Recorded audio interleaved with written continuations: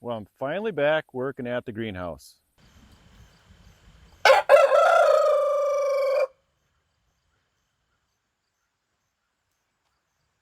So a lot of you probably thought you'd never see another video of this thing since the last posting of one that I put up, and I'm right along with you. I wasn't sure if I was going to get out here either.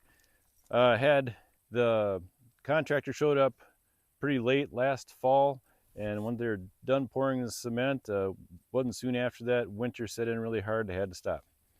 Spring came, like the monsoon season that you wouldn't believe, came through. It just a swamp through here. You couldn't get anything done. Get stuck, get mud up to your knees everywhere you walked. Couldn't get anything done for a few months in the spring. Then I had to have surgery on my neck. Laid me up for a couple of months. Couldn't do anything. Finally back.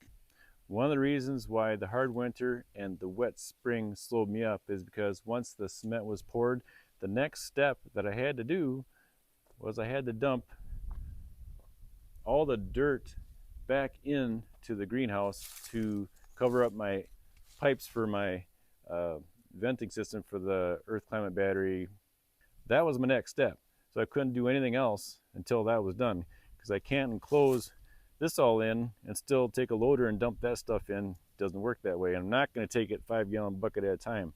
That was a lot of dirt that we ended up putting in here once the things finally dried up.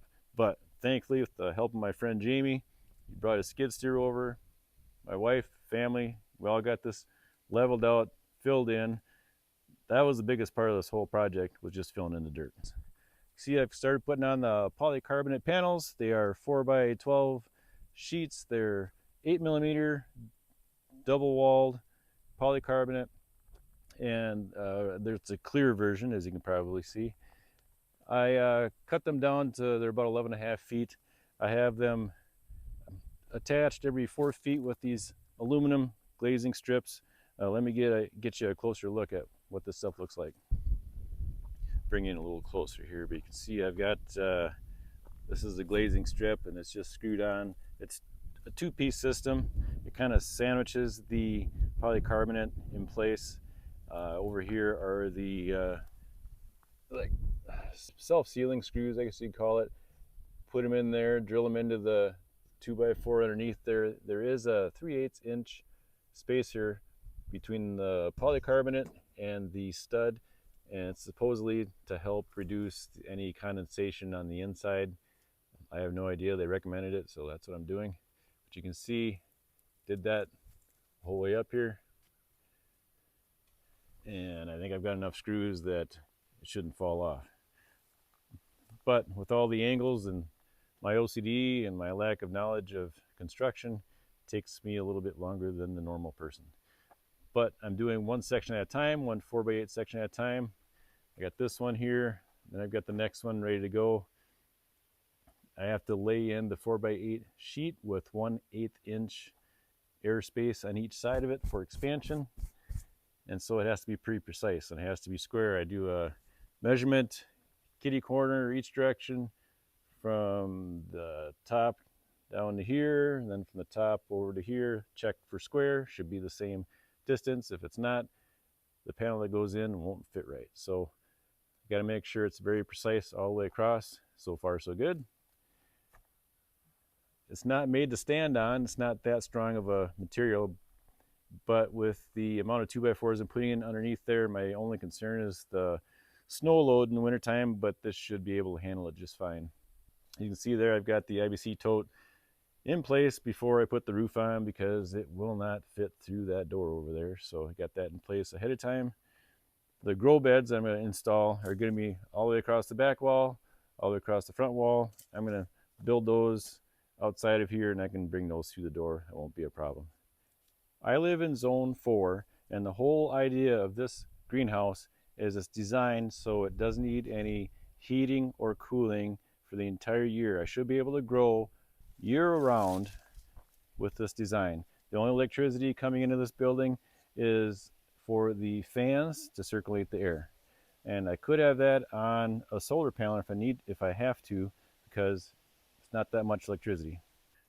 I have the earth climate battery system underneath this gravel floor I'm walking on the inside here, and there is a pipe under the bag. I have it covered up so stuff doesn't fall inside there, but that is the outlet. And there's another outlet down in that corner over there. The inlets are this pipe here in this corner, and I've got another one down there in that far corner. They're going to have a fan attached on there. The vent's going to go up to the peak, and over to about there, it's going to take the air out of the peak of the greenhouse, push it down into the ground, circulate, and then come back up through there. And that should be the majority of the heating and cooling, both through that system. The back wall is designed the way it is. It's about 8 feet tall, and with the pitch of the roof all in consideration and the angle of the sun coming in, and this time of month through all winter, the sun should hit the top of that cement wall, so the cement wall can absorb the heat from the sun during the cold months. So right now it's working as planned. If you were in here during the summer, you would see that the sun only went from here down. It was shadow from here up, which is a whole idea, because in the summertime you don't need the heat. So the sun, because of the pitch of the roof and the angle of the sun in the sky, the sun doesn't heat up that wall in the summertime, which is by design. If you come over here, you can see the bottom side, what it looks like. So up to the peak there, it's probably about 11 feet, 11 and a half feet to the peak, or to that beam up top. Got all my tools laying all over the place, but it's a pretty cool look from the inside. Should work really well. Sure gets quiet on this end of the building though. It's just a simple covering over there, but it sure blocks out some noises from outside once you put that on. So the outside dimensions of this building, 36 long, 12 feet deep. Like I said a little bit ago, about 11, 12 feet high.